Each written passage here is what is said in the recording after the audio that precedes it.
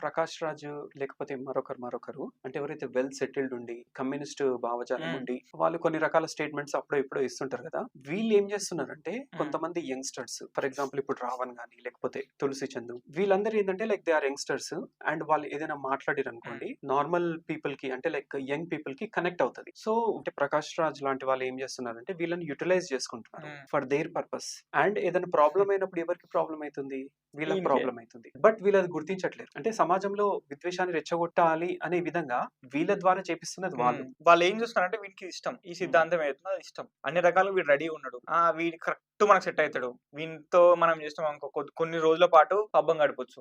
వీడిని తయారు ఎందుకంటే వాని పైనోడు అడుగుతాడు కదా! ఏం చేసిర్రా మీరు అని చెప్పి. Correct so correct. వాడిని చూపించుకోవాలి కాబట్టి వీడికి ఓ రిక్రూట్‌మెంట్ బోర్డ్ లాగా పెట్టుకున్నట్టు వీళ్ళు ఒక ప్లాన్ చేసుకొని ఈడున్నాడు వీడిని పిక్ చేసుకోవాలి. వీడిని మెల్లగా ఇట్లా చేయాలి. ఏదో రకంగా. ఇప్పుడు నక్సలైట్‌ల విషయంకొచ్చినా గూడా జనాలు నక్సలైట్‌ల గురించి మాట్లాడతలేరని అయిపోయింది. కానీ ఆపరేషన్ కగర్ విషయంలో అందరి మొఖాలు బయటపడ్డాయి. ప్రతి ఒక్కరు నక్సలైట్‌ల సింపథీ చేస్తున్నారంటే ఈజీగా అర్థమైపోయింది. వీళ్ళందరూ గూడా ఒక ఎకో సిస్టమ్‌లో ఫార్మ్ అయ్యి రన్ చేస్తున్నారు. వీళ్ళెవరిని మీకు నమ్మొద్దని గుర్తుందో అనుకున్నారు. లేదో మనం ఒక 20 సంవత్సరాలు బ్యాక్ వెళ్ళినాం అనుకోండి. అప్పుడు న్యూస్ పేపర్‌లో సపోజ్‌గా ఏదైనా ఎన్‌కౌంటర్ జరిగిందనుకో, ఎన్‌కౌంటర్ జరిగి ఇంతమంది నక్సలైట్‌ల మృతి. దాని కిందనే ఎవరైతే ఈ ఎకో సిస్టమ్ అని అంటున్నాం కదా మనము అర్బన్ నక్సల్స్ అని వాళ్ళది ఇంకొక హెడ్‌లైన్ వచ్చేది. ఇది బూటకపు ఎన్‌కౌంటర్ అని చెప్పేసి.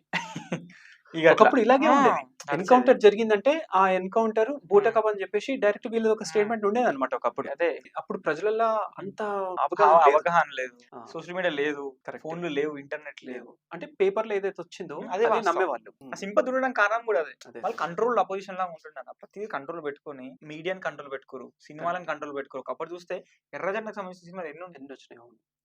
బొచ్చడి సినిమాలు. ఆ పాటలు హీరోస్ అవును. కూడా అసలు ఇట్లా అవును. అందరికి ఒక మూవ్‌మెంట్ తీసుకొచ్చి రెవల్యూషనరీ థాట్ అండ్ తీసుకొచ్చే ఆ సినిమాలు సినిమాల తీశారు. ద్వారా నిజానికి ఎంతమంది చాలా మంది ప్రభావితమయ్యారు. ప్రభావితం అయ్యిండ్రు. చాలా వెళ్లిర్రు మంది. గూడా. కానీ హ్మ్. తప్పని తెలుసుకొచ్చినోళ్ళు చాలా మంది ఉన్నారు. అవును. కరెక్ట్. తెలుసుకొనొచ్చినారు. ఇప్పుడు కూడా అసలు సిద్ధాంతమే వేస్ట్ రా. అండ్ వీళ్ళంతా ఇంకొకటి పని చేస్తారు ఓనికి అని చెప్పి ఎక్కువగా అర్థమైంది. నష్టపోయింది యంగ్ పీపుల్ అవును. నష్టపోయిండ్రు. కొంతమంది పెద్దల వాళ్ళ సిద్ధాంతం కోసము వీళ్ళని ముందల పెట్టి అవును. అంటే వీళ్ళ భుజాన తుపాకీ పెట్టి తుపాకీ పెట్టి కాల్చినట్లు కాల్చి. అయిందప్పుడు.